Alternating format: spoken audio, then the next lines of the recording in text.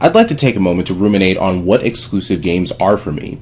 I wrote a piece a few months ago in response to a video I watched entitled, Will Halo 5 Save the Xbox One? This video explored the sales figures of each game in the Halo franchise, sales of the Xbox 360, and the sales of the Xbox One at the time. The fact that the question was even being asked bothered me because, as I explained in my piece, put simply, video game consoles need games. And not only that, video game consoles need exclusive games, or there really isn't much point in buying one console over the other. And I stand by that. Video game consoles didn't always have the bells and whistles they have today. For those of you who are old enough to remember, multiplayer mainly consisted of going to your buddy's place with a spare controller and gaming it up. Fucking GoldenEye, anyone? Back then, it wasn't what the video game consoles did that made people purchase them, it was the games people could play on them that made it worthwhile. When you think back to the NES or the Sega Genesis, what do you think about? For me, I'm reminded of Tecmo Bowl, X-Men, and Batman based on the motion picture of the same name. Notice that the first thing that comes to mind isn't the console, isn't that the console could play different cartridges. Your thoughts don't linger on what apps it had or frame rates or anything like that. Now, I could be wrong, but more than likely, your thoughts didn't drift to anything else but the games that you used to play. This argument is a bit arbitrary because gaming was a lot simpler back then, but I'm saying it for a reason. And I realize that I'm sounding like an old man who remembers the good old days when guys and girls met at the malt shop to split a milkshake, but in light of the announcements involving Rise of the Tomb Raider and Street Fighter V, I aim to get my views across about how the gaming industry seems to be playing it a little fast and loose with the word exclusive. Let's dive into the meaning of the word, shall we? According to the Merriam-Webster Dictionary, exclusive is an adjective, not shared, available to only one person or group. In regards to video games and video game consoles, an exclusive game or franchise is one that a customer can only find on a specific video game console or company product. For example, Mario and all characters associated with that franchise are in Nintendo's death grip until the company goes 1,000 miles under the 6 feet needed for their eventual grave. Those games and franchises are what I think of when I hear the word exclusive. They're games that you can't find anywhere else. So when it comes to the Rise of the Tomb Raider Xbox exclusive announcement, the trailer was shown at E3 2014, then it was announced that the game would be an exclusive for Xbox.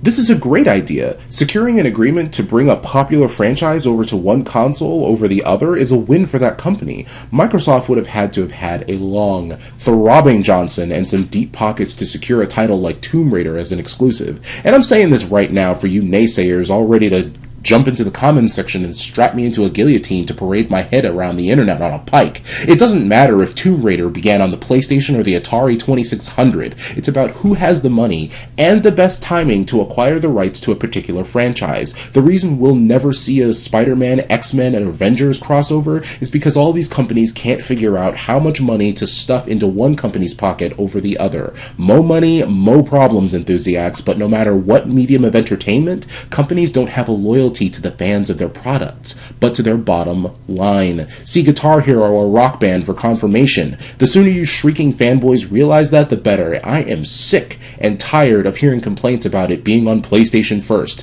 Who gives a back-flipping, grease-splattering fuck? But for everyone, including myself, who didn't look any further into the Tomb Raider announcement, Xbox implies the inclusion of Xbox 360 and Xbox One. This was still cool, but my immediate response was, why? The whole point of an exclusive title is that customers can't play it on any other video game console. If you want to play the Halo franchise, you need to purchase one of the Xbox consoles. If you want to play Gran Turismo over Forza, you have to purchase one of the PlayStation consoles. The fact that Rise of Tomb Raider would only be available for Xbox is a good thing. It would help bring fans of the franchise over to Xbox. However, I also believe it's a good idea, for Microsoft at least, since the Xbox One doesn't have many heavy-hitting exclusive titles, and the exclusives that they did have are now also available on PC. It also doesn't bode well that the game is being made for a last-generation console. I have nothing against the last-gen consoles, but I think it's time for developers and publishers to move on. More people in the wild world of sports still own at least one of the 7th-generation consoles, that being the Xbox 360, PS3, or the Wii. And now is the time to convince customers to trade one black box for another black box. Why would a customer buy an Xbox One for the new Tomb Raider title when they can keep their Xbox 360 and play the same game? However, I can accept this if Microsoft had secured the rights to the Tomb Raider franchise as an exclusive, and the potential is there for future sequels to be only available on the Xbox One. Then it was announced in an interview with Phil Spencer that the deal Microsoft made with Square Enix has a time limit. Not only is Rise of Tomb Raider coming out for last generation hardware, negating the purpose of buying an Xbox One, but the game won't even be an Xbox exclusive for long. How long? It doesn't fucking matter. That means that the game has potential to show up on PlayStation 3, PC, and PlayStation 4. It means that customers have less incentive, if any at all, to purchase the game for an Xbox console no matter what DLC, pre-order, sprinkles on top, reach-around version they advertise.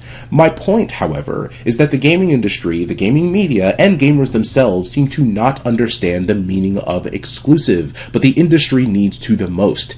I mean, look at Nintendo. They're bouncing back from poor sales, and despite the use of some old characters and franchises, the Wii U still has more exclusives than the PS4 and Xbox One combined as of recording this video, which is in early January of 2015. I do apologize if it takes me a little bit longer to put it out.